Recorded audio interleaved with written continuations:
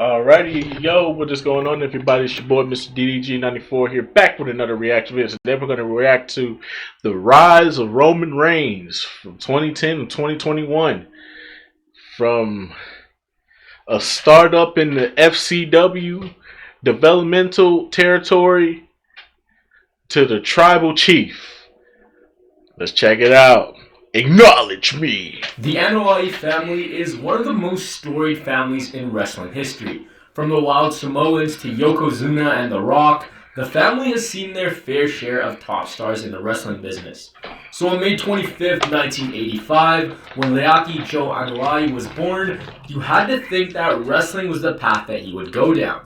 But his interests were elsewhere. Anoa'i took on football as his key interest. His skills in football were so strong, he was available in the 2007 NFL Draft, but he went undrafted. He'd later be picked up by the Minnesota Vikings and Jacksonville Jaguars before he'd make his way up north to the CFL. After a stint with the Edmonton Eskimos, it just wasn't sitting right for him. He then chose to move into the family business and become a professional wrestler. By 2010, with his family ties with The Rock and Rikishi, it helped him get signed to a developmental deal with Florida Championship Wrestling. Here he'd be renamed Roman Leaki. He made his FCW debut on August 19, 2010. Leaki would remain in FCW, going on to win tag team titles with Tyler Breeze and even facing off against Seth Rollins and Dean Ambrose, his future Shield brothers. When WWE decided that NXT would be the new developmental brand, the FCW roster was merged into that new brand. In August of 2012, Leaki was repackaged into Roman Reigns. He was a dominant and physically imposing character who possessed a powerhouse aura to him. It appeared as though Reigns would have a long NXT run, especially as they had transitioned to developmental, so having a powerhouse like Reigns was the perfect combination. His run in NXT, though, wouldn't last very long. Alongside longtime indie stars Seth Rollins and Dean Ambrose, the group would go on to form The Shield. The premise of The Shield was three anti-establishment figures.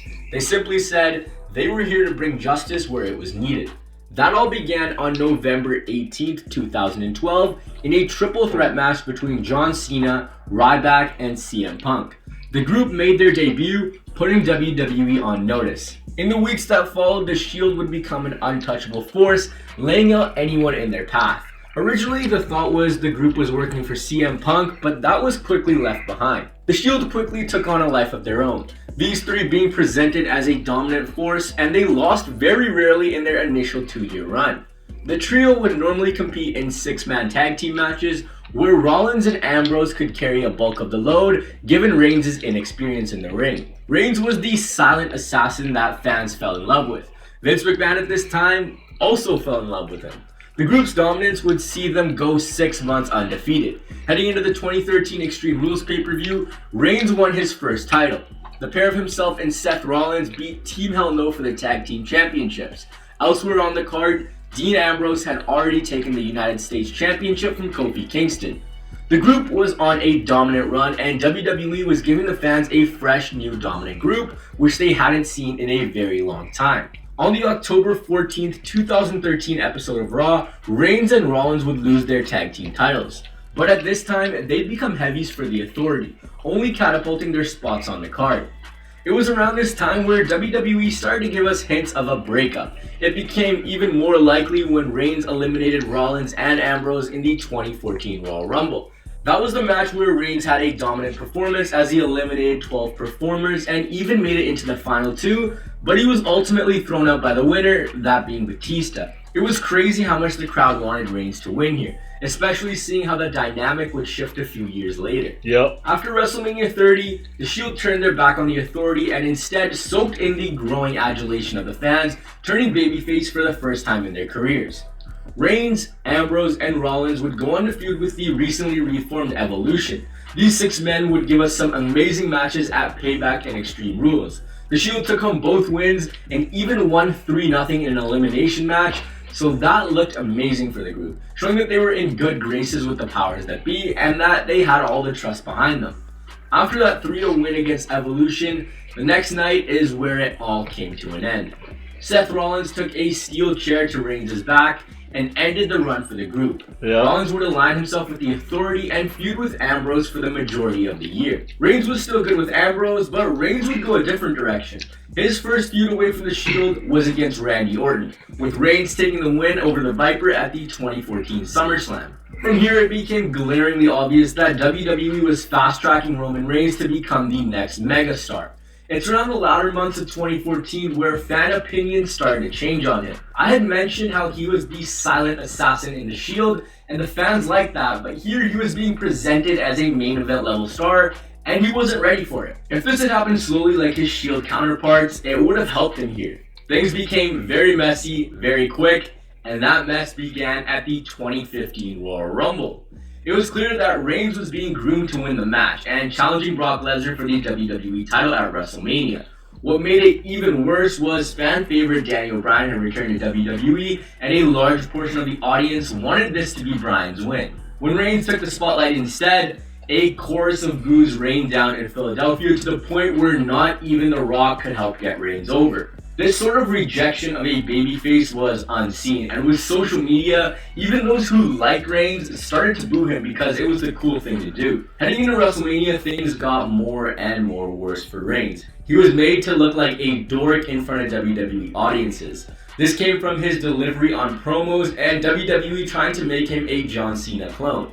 I mean, you feed suffering succotash son to anyone, and they're gonna get cancelled very quick. When WrestleMania 31 hit, WWE knew that there would be a major backlash from fans if Reigns were to win here.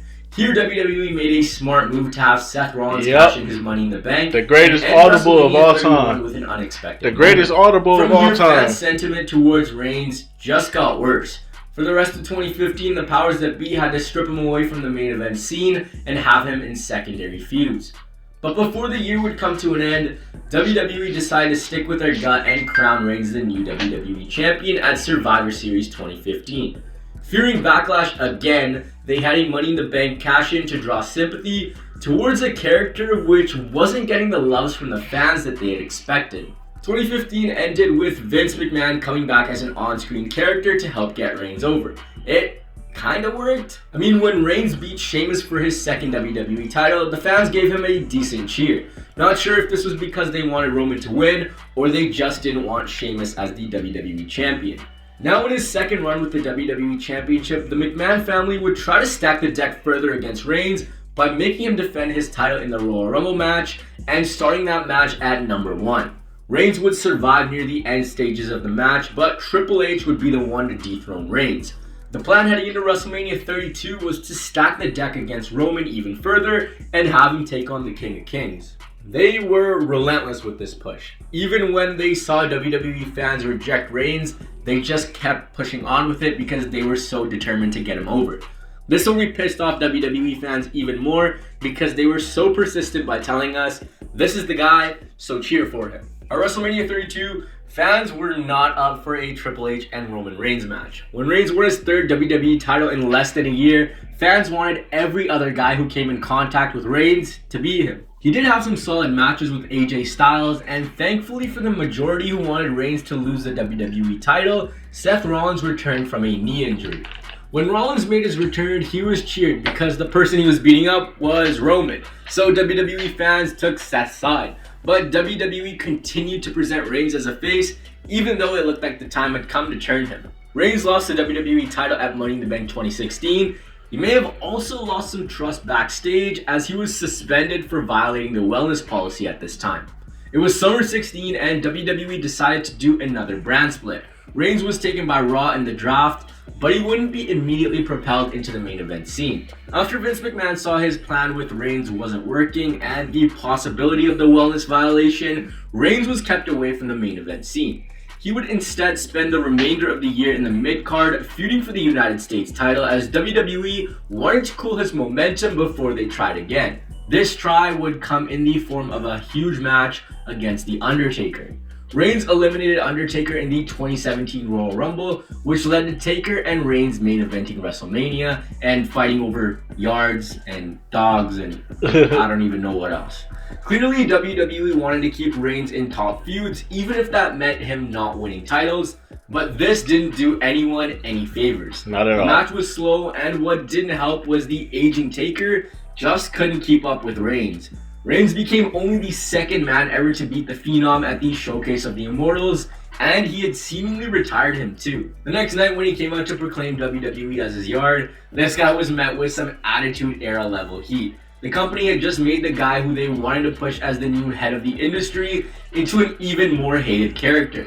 Reigns remained in the main event scene through 2017, but would lose time and time again. WWE even put on a WrestleMania worthy program between John Cena and Roman Reigns heading into No Mercy 2017. In a promo beforehand, Cena bashed into Reigns, and he basically addressed all the frustration fans had against him. Cena said Reigns was a bootleg copy of John Cena. He said Reigns was the reason Cena had to come back time and time again, and in the ultimate mic drop, he said that Reigns should be ashamed Cena's a part-timer because he could do this part-time better than Reigns could ever do it full-time.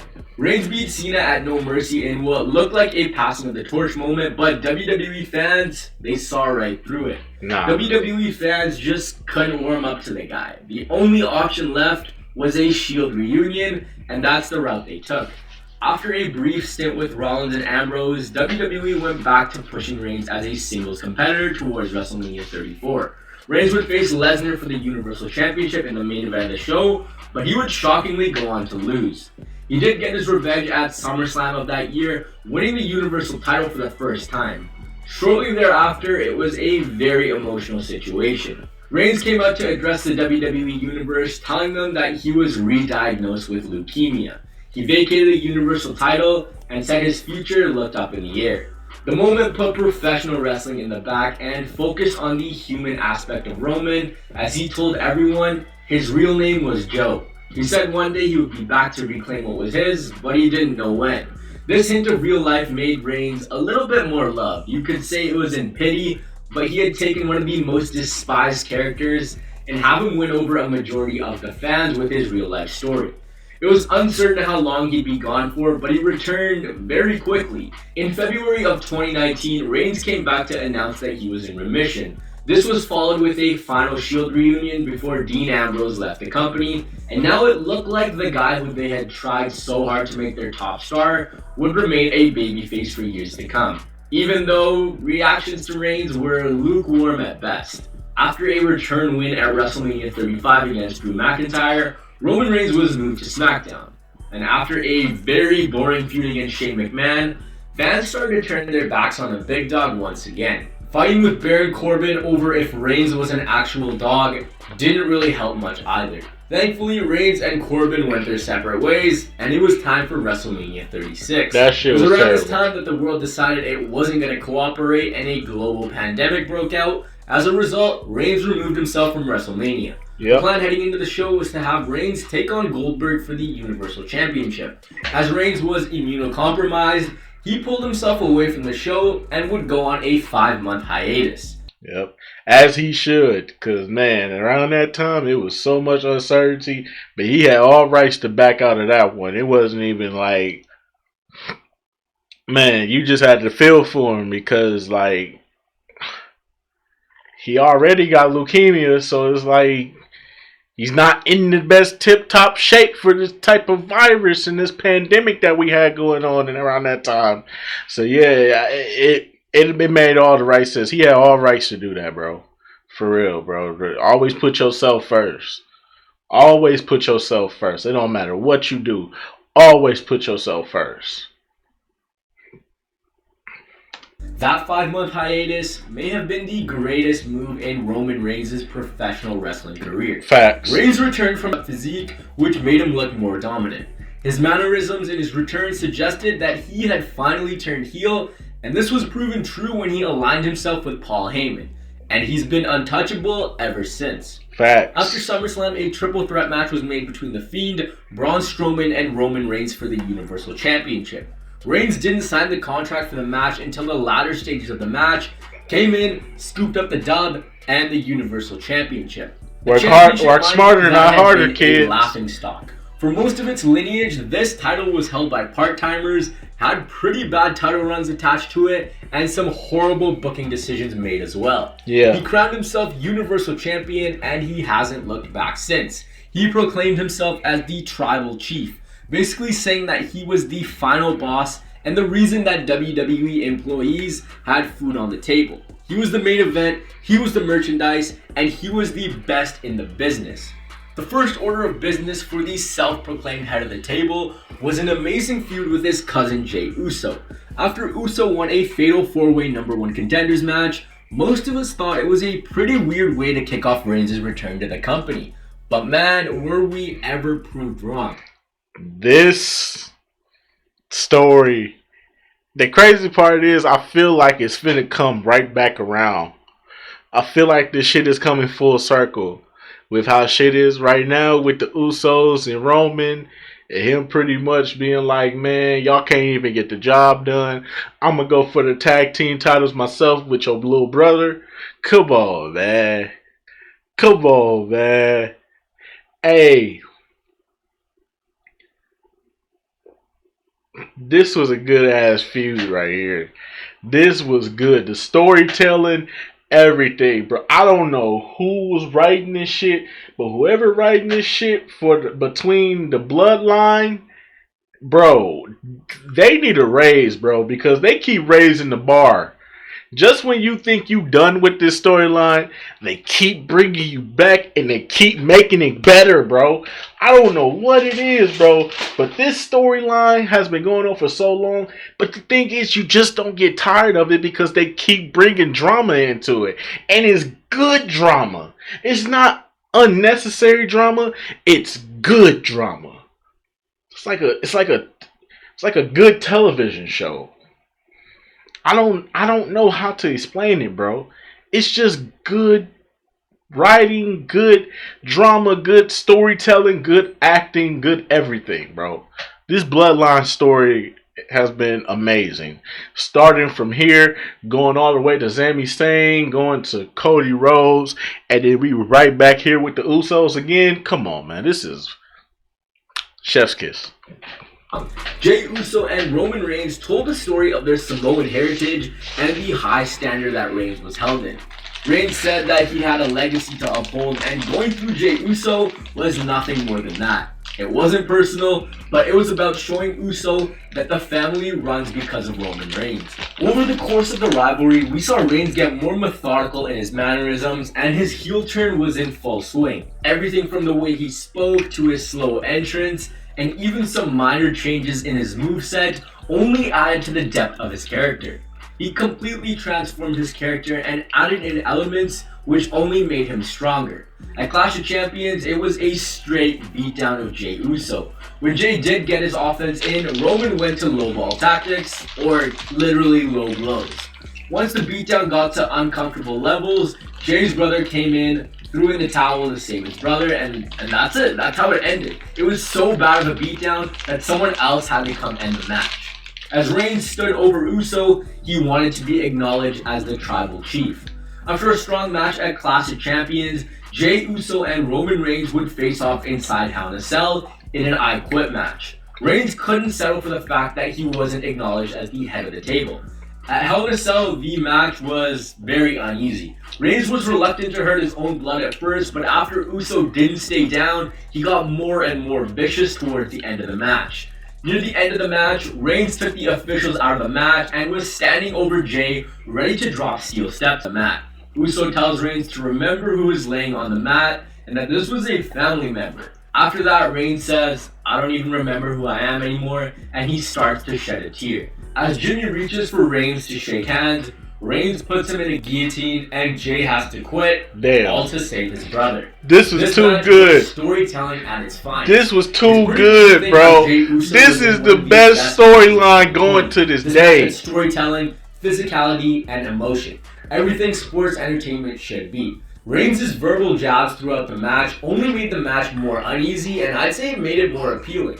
His character had completely changed and he was someone not to be messed with. Reigns had finally arrived.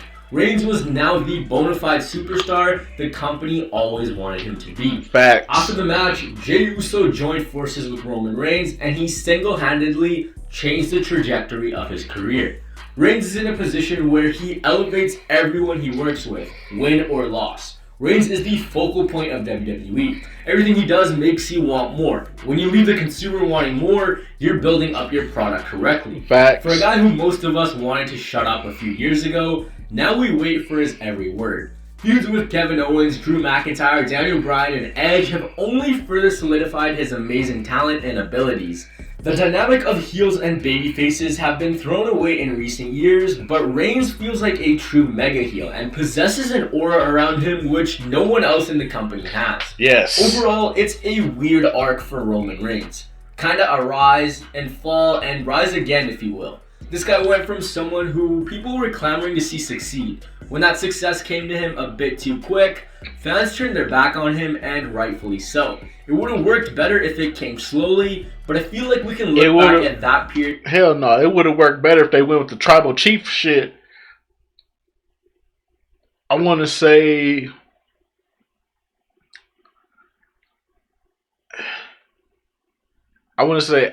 around the time Dean Ambrose left. When Dean Ambrose left, I think that's when the tribal chief shit should have popped off right then and there. In Roman Reigns' career as a time for growth. When people called him out in certain aspects, he improved those. He showed a willingness to adapt. I mean, if your boss tells you to go out there and win, you're not going to tell him no. After the years of hate and negative fan reaction, a break was needed. Once he came back, he gave fans exactly what they wanted to see from him, and that was a rejuvenated character. They wanted to see what Roman Reigns could bring to the table, and they have had that on full display.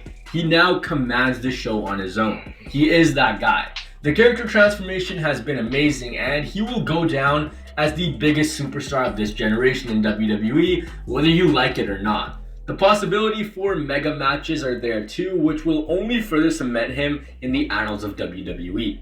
So when you look at the career of Roman Reigns, I think it's safe to say it hasn't been the smoothest ride, but it's been one where we've experienced it with him. I think we can safely say Reigns has swayed a lot of opinion of him into the other direction. His career trajectory is still nuts, considering we're still at the opening stages of what could be an amazing run of dominance and one of the most legendary careers in WWE. This man is the show, this man is WWE today, and this man is the head of the table. True. The best fucking thing going in WWE today, man. Roman fucking Reigns, bro. Who would have thought? From all them years of us being like, man, we ain't trying to see this nigga. Boo this man. Boo! To, hey, Roman. Yay! Acknowledge me. And we all just throw them ones up. You got to. You got to throw them ones up. Acknowledge me. I love it, though. Shout out to Roman Reigns. Shout out to WWE for actually having the balls to pull the fucking trigger and turn him heel and just let him be him. And also, shout out to the Usos, man. You can't tell a good story without the Usos, bro. They really would make the story pop, bro. They do their part, bro. Everybody does their part, bro. But yeah, man, that's just gonna about do it. Tell me what y'all think down in the comment section below. I'll get back to you till then. Peace out.